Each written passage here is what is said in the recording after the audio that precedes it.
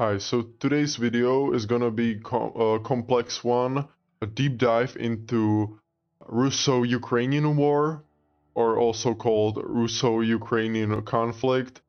And this conflict stems from a troubled past between the nations of Russia and Ukraine. And it all started during collapse of the Soviet Union, which the dissolution of Soviet Union resulted from many years of economic stagnation, inefficiency of central planning, the whole socialist system, and rising national movements. Because, Russia, still to this day, is a nation of many nationalities and many diasporas of many native people, and Soviet Union was far worse, since there were Uzbeks, Ukrainians, Belarusians, even countries which were apart from Soviet Union but were still satellites, and there was influence to these nations by Soviet advisors, by Soviet leadership. That's why they eventually even crushed, for example, Prague Spring in 1968, but I digress. After the failed coup in August 1991, the republics declared independence. The key moment came on December 1st, 1991, when over 90% Ukrainians voted for independence in a nationwide referendum. This referendum, to this day, is still debated by many Russians. We saw it in parts of Donbass, where, for example, Donbass referendum, it was 2 years ago, by the time of making this video, if I'm correct, 2 or 3 years ago. The referendum was falsified and basically declared that Donbass is no longer part of Ukraine but is part of Russia, if I'm correct. Correct me if I'm wrong on this topic. The Soviet Union ceased to exist, and Russia inherited its UN seat and obligations. For example, the same thing happened with Republic of China and People's Republic of China when basically Taiwan, formerly and officially known as Republic of China, got replaced by UN's resolution in 1979. But I digress. During the 1990s, Ukraine balanced between Russia and the West. In the start, Ukraine was still very economically dependent on Moscow, yet politically it was leaning towards EU and NATO. But it never entered NATO by the time of making this video, but it tries to appeal, or for lack of a better word, try to appeal to pro-Western allies to help them fight the Russians during the war. And this dual orientation created political instability and alternating pro-Russian and pro-Western governments. We saw this in the Orange Revolution, which happened in 2004, and the Yanukovych era, which was from 2010 to 2013. And to explain this, in 2004, mass protests erupted against the rigged presidential elections, the Orange Revolution, a peaceful civil movement, led to the election of pro-European Union Viktor Yushchenko, and this led to hopes for rapid democratization, but it was faded due to internal divisions and corruption. Because some people don't like to say this, but Ukraine still to this day is mainly led by the oligarchs, and that's why there's such a corruption. This problem with corruption also stems from its Soviet past. In Russia, for example, the oligarchs used to lead the nation before basically Putin purged 90% of them in past 3 years, which is debatable if this was a good choice. Putin is basically dictator, so it's kind of somewhere in the middle. But let me continue. Viktor Yanukovych returned to the power in 2010, strengthening ties with Russia. He signed the 2010 Kharkiv Pact, extending the Russian Black Sea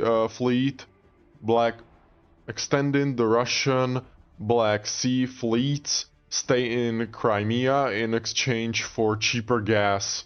Basically, they had to compromise to save the nation from overspending, because Ukraine wasn't a very economically stable country in that time. But his administration became marked by corruption, selective justice, also an oligarch rule, and growing authoritarianism.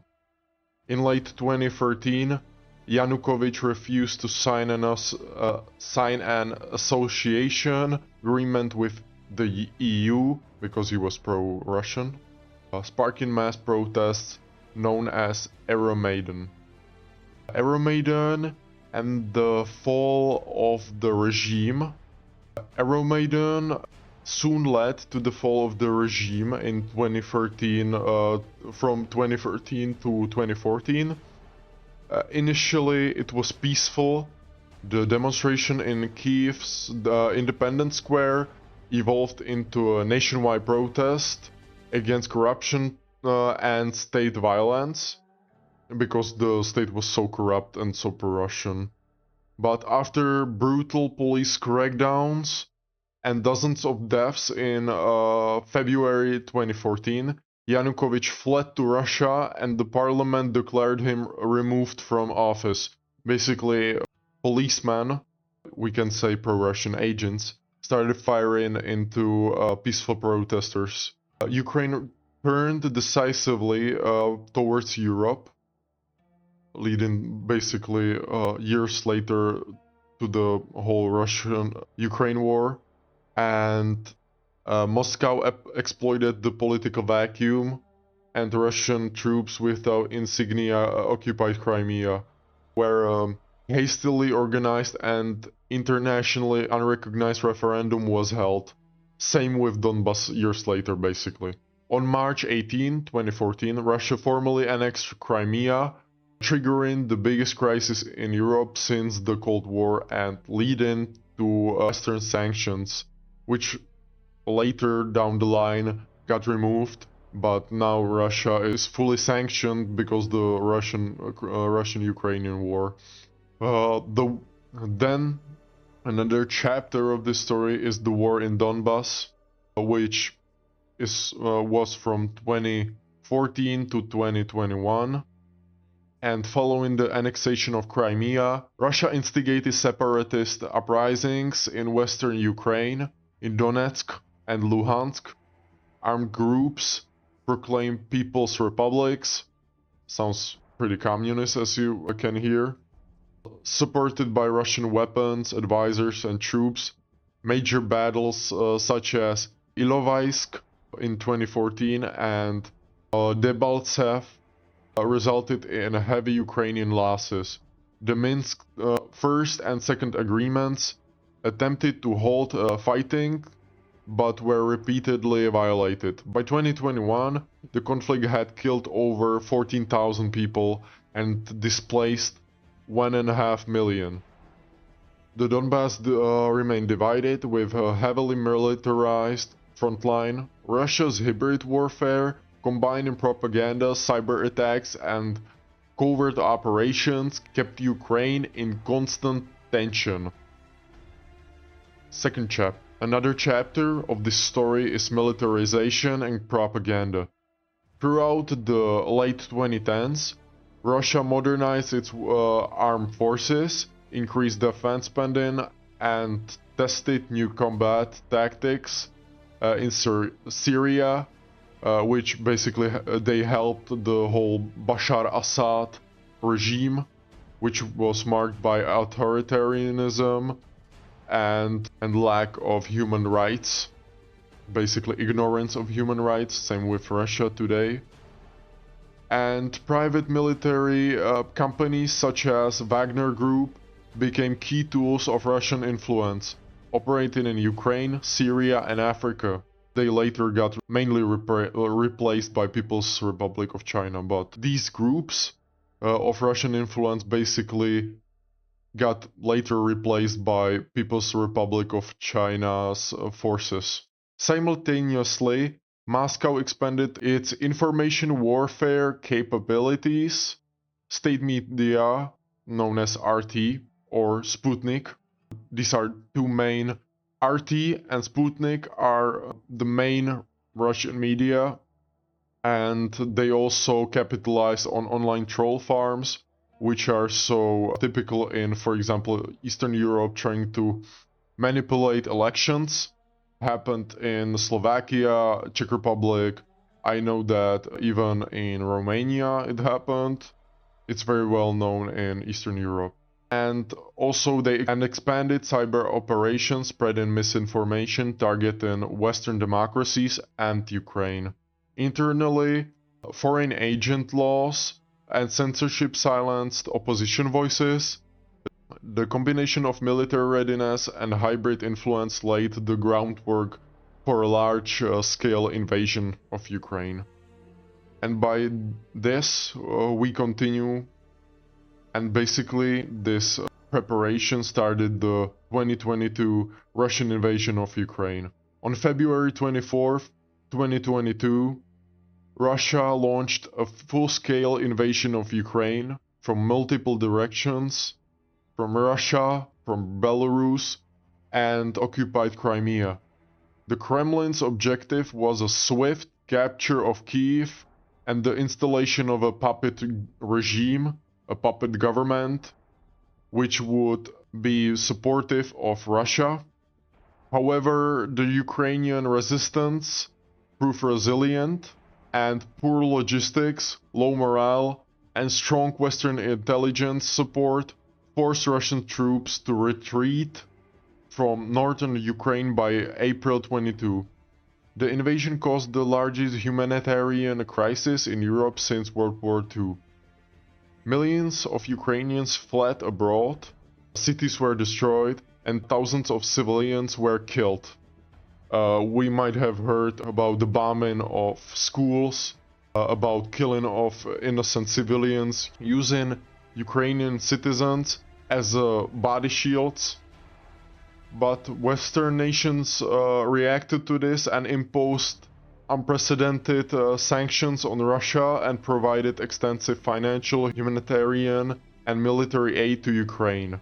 This included modern weapons, intelligence, and training. By late 2022, the war had shifted to eastern and southern Ukraine. The Donbas, Kherson, and Zaporozhye regions becoming a prolonged war of attrition, which Ukraine is maybe winning. How we're looking at this, because look at how Russia is, how large Russia is, and how, in comparison, Ukraine is small. But Ukraine is winning this war of attrition because the whole sanctions, the Russian economic struggle is showing its toll on the populace of Russia and also on its economy. The front lines hardened, and neither side achieved a decisive breakthrough, which basically isn't needed because of the whole attrition war. Russia, if there won't be any unexpected turns, Russia might lose this war because of its lack of resources eventually, because it's embargoed by many countries. And basically how the global and regional Russian invasion of Ukraine and its global and regional consequences from 2022 to present. The war reshaped the global order. NATO expanded, welcoming Finland and Sweden, and Europe significantly increased its defense budget and spending. This can be seen especially with Poland and Germany recently. The EU demonstrated unity in sanctioning Russia, apart from some outliers, and supporting Ukraine, which received EU candidate status in 2022. Meanwhile, Russia faced deep economic recession isolation, and growing internal repression, which basically resulted in killing of Prigozhin, for example, or a former Russian propaganda master, and now by sanctioning and repressing opposition in Russia. And economically, the conflict disrupted global supply chains, raised energy and food prices, and forced Europe to diversify away from Russian oil and gas. Politically, the war reinforced solidarity among democratic nations, while strengthening authoritarian alliances between Russia, China, Iran, and North Korea. The humanitarian toll continues to rise. This war has resulted in millions displaced, thousands of schools and hospitals destroyed, and a generation traumatized by war. Similar, for example, to any war, but especially by World War I and II. And what is the long-term outlook and conclusion of this whole video? Basically, the Russia-Ukraine conflict has become one of the defining geopolitical confrontations of the 21st century. It represents a struggle between authoritarianism and democracy, imperial ambition and national sovereignty. Ukraine's resilience has transformed this nation into a symbol of resistance and unity for the democratic world. The war's outcome will determine not only the future of Ukraine, but also the global balance of power and the credibility of international law.